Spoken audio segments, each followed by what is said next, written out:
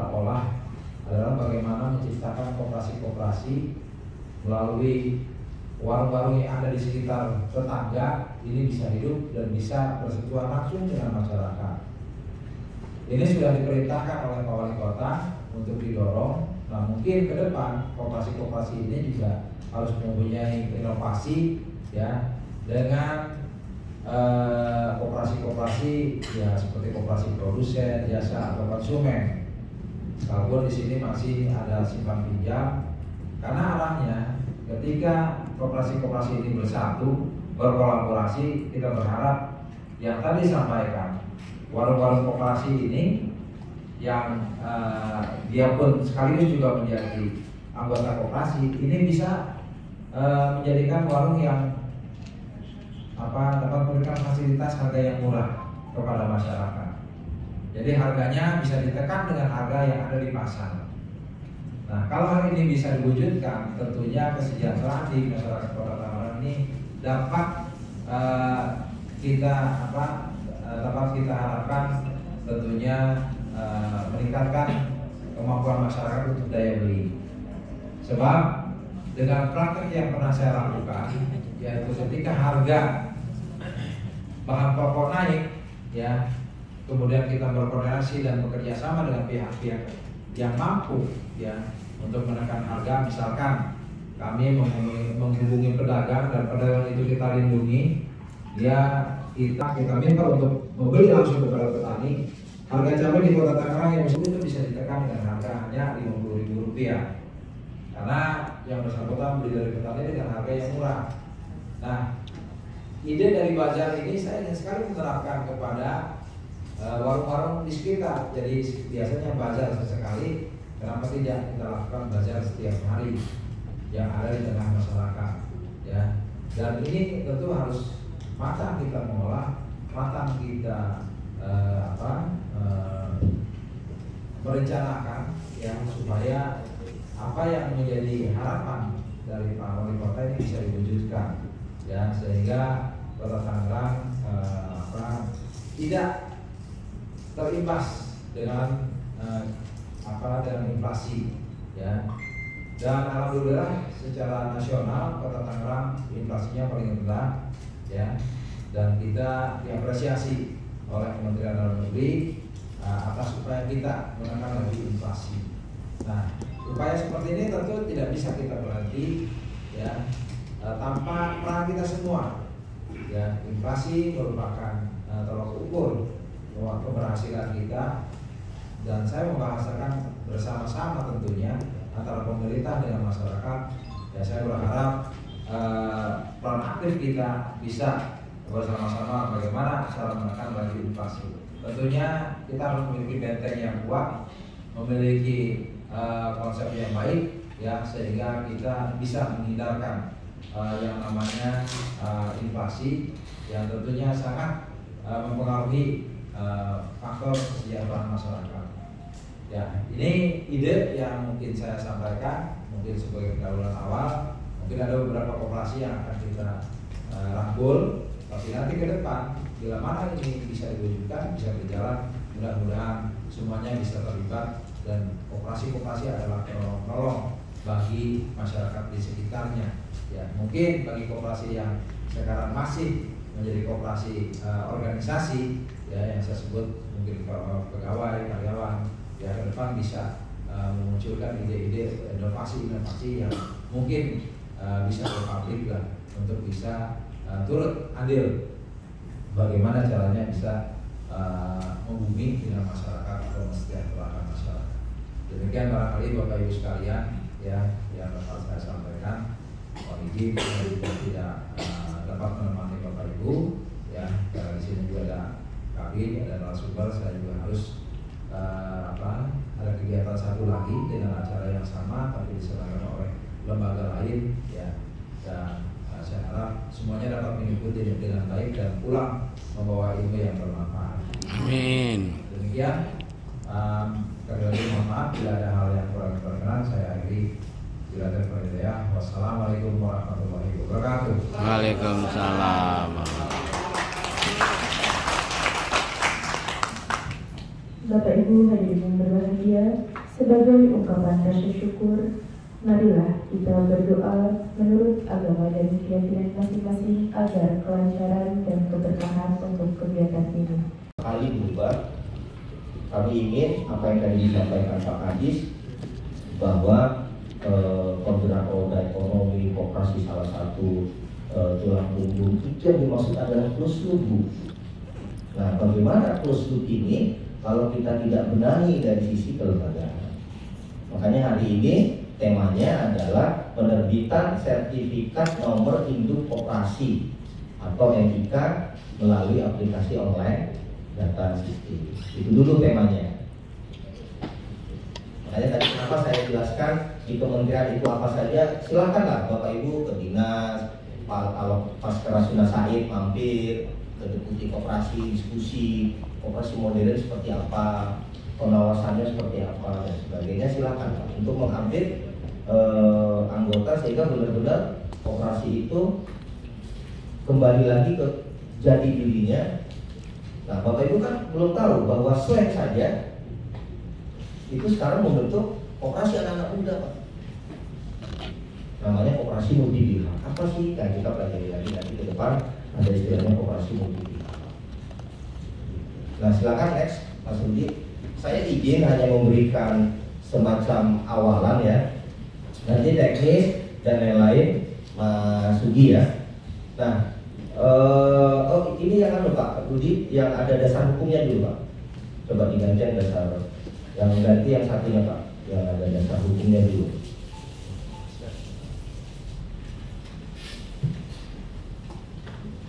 Jadi gitu ya Bapak Ibu ya, perkembangan koperasi makin hari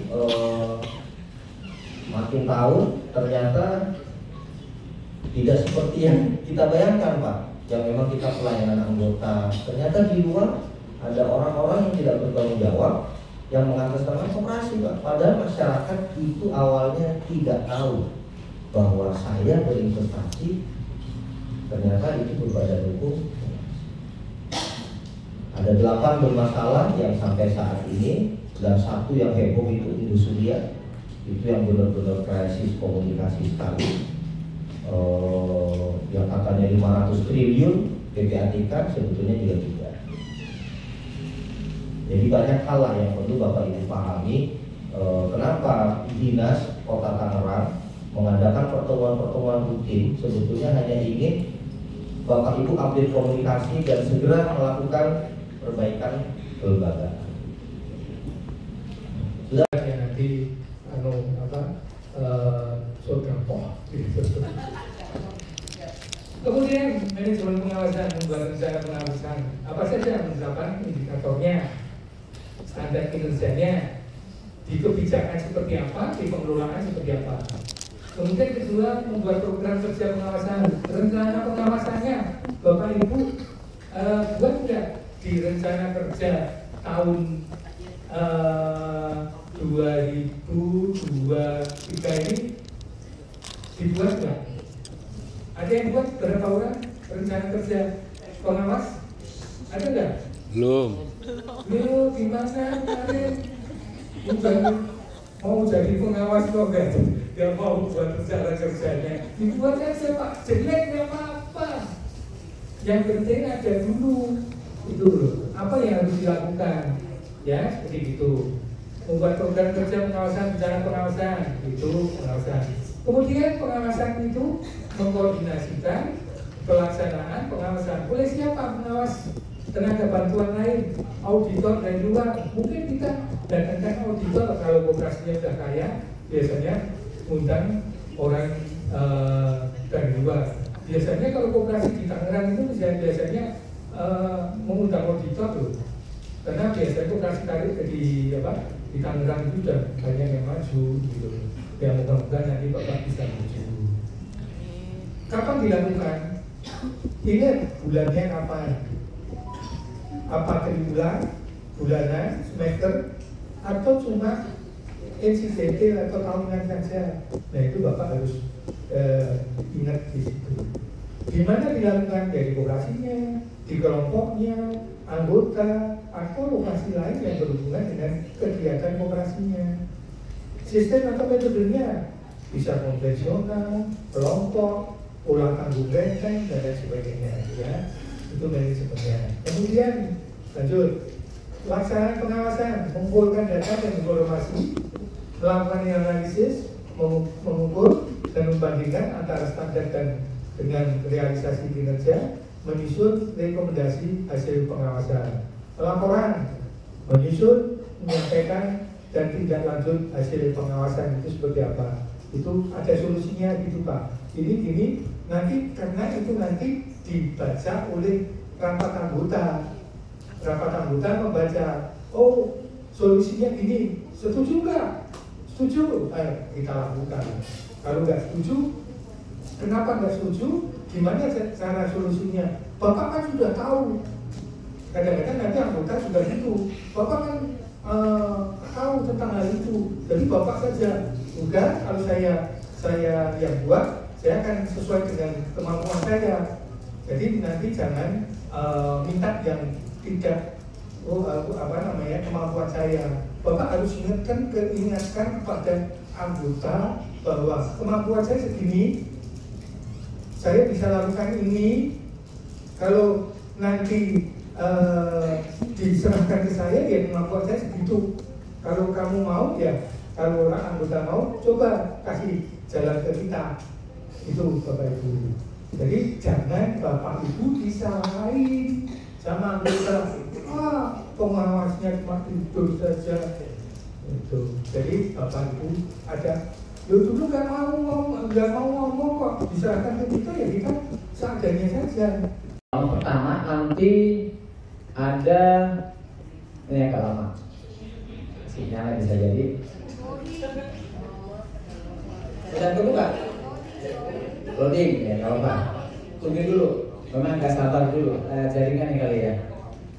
Nanti di situ ada yang sudah terbuka, di situ ada ODS koperasi. Nah, ini menu ini. Yang kuning, nomor 2. Udah ya? Nah, cek ODS koperasi. Nah, ini. Cari masing-masing nama koperasi Bapak Ibu ya. Ada nggak gitu di Banten? Provinsi, nah. Terus Kota Tangerang. Nah, ketik nama koperasinya yang unik aja, jangan ketik semua ya. Misalkan koperasi serba usaha Anumerta apa gitu ya, ketik aja Anumerta dulu gitu. Nah, jangan ketik semua, nanti malah nggak ketemu. Yang unik.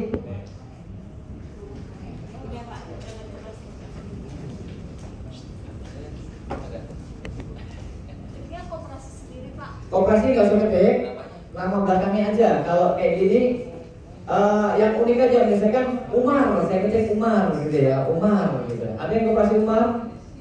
Nah, Umar ternyata di Kota Tangerang hanya ada 1. Berarti ini koperasinya. Lebih mudah caranya seperti itu. Ada Bapak Ibu? Di sini SK pendirian, jangan SK perubahan anggaran dasar. Kalau SK perubahan anggaran dasar nanti ada kolom sendiri di bawah. SK perubahan anggaran dasar, ya. Oke, tanggalnya juga tanggal pendirian. Nah, pengesahannya mana? Itu oleh menteri. Kalau yang baru menteri, gitu ya. Bisa jadi kalau yang lama itu bupati, gitu ya, atau kementerian. Nanti lihat aja di waktu SK pengesahan itu siapa yang mengesahkan. Nah, itu kirim Bapak Ibu ya. Oke, alamat ini sesuai dengan di anggaran dasar. Alamatnya ya, disesuaikan di anggaran dasar. Oke, sesuaikan. Nomor telepon juga. Email juga sekarang wajib. Email, nomor telepon. Nomor telepon ini nomor telepon untuk verifikasi nanti ya. Untuk verifikasinya harus diisi. Website ini boleh diisi, boleh tidak. Nah, status koperasi Bapak Ibu pasti aktif ya. Yang hadir sini pasti aktif koperasinya. Oke, kalau skala besar atau bukan kosongin saja. Itu Bapak Ibu ya. Terus bentuk koperasinya apa Bapak Ibu? Primer ya. Primer kabupaten kota. Iya. Ada yang primer provinsi? Wih, mantap itu. Gak ada ya? Gak ada. Oke. Itu diisi primer kabupaten kota aja. Oke, sektor usaha.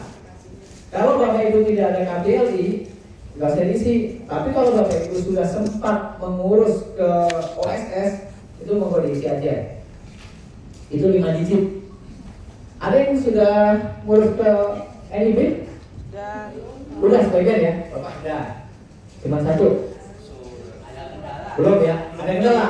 Kendala, Pak. Oh, kendala. Nanti juga kalau memang ada waktu kita coba sampaikan ya. Mudah-mudahan bisa sukses semua. Amin. Kuncinya di sini, Pak. Kalau kendala kuncinya di sini.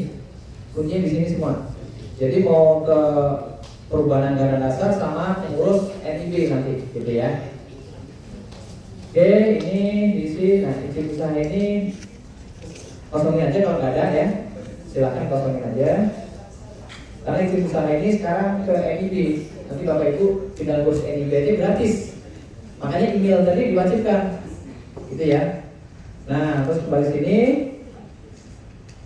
Izin usaha simpan pinjam tidak ada diisi. Oke, silakan. Bapak Ibu kalau punya izin usaha simpan pinjam diisi Bapak Ibu ya. Atau unit simpan pinjam, ada yang punya unit simpan pinjam?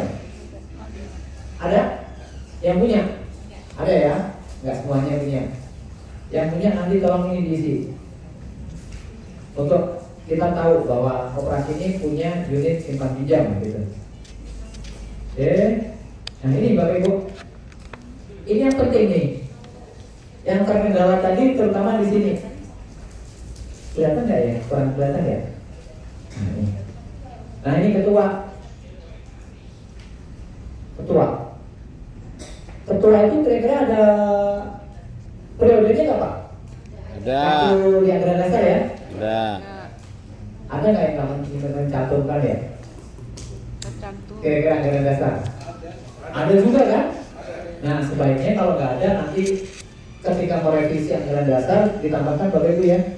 Karena di database sekarang di AHU juga menanyakan ini. Periode mulai dan berakhirnya. Untuk apa? Kita untuk mengetahui siapa sih yang sekarang aktif gitu ya. Kadang pengangkatan selama 5 tahun gitu ya. Tetapi baru diangkat kadang-kadang sudah diganti atau baru diangkat seminggu ada yang meninggal gitu. Ada juga kejadian seperti itu. Nah, kalau tidak ada masa periode ini tidak ketahuan 5 tahun padahal salah satu pengurus itu sudah tidak ada di sini gitu. Nah itu harus dicantumkan. Ini waktu ngisi form ini sebaiknya juga harus diisi. Nah ini saya lihat tadi beberapa ada yang kosong ya. Nah ini dikosongin. Nah kalau dikosong ini pasti nanti diminta konfirmasi lagi. Nah ini ada yang kosong dari ini ya. Nah saya nggak baca namanya, cuma ada yang kosong. Oke, sekretaris juga diisi. Sama ya, tanggal mulai berakhir.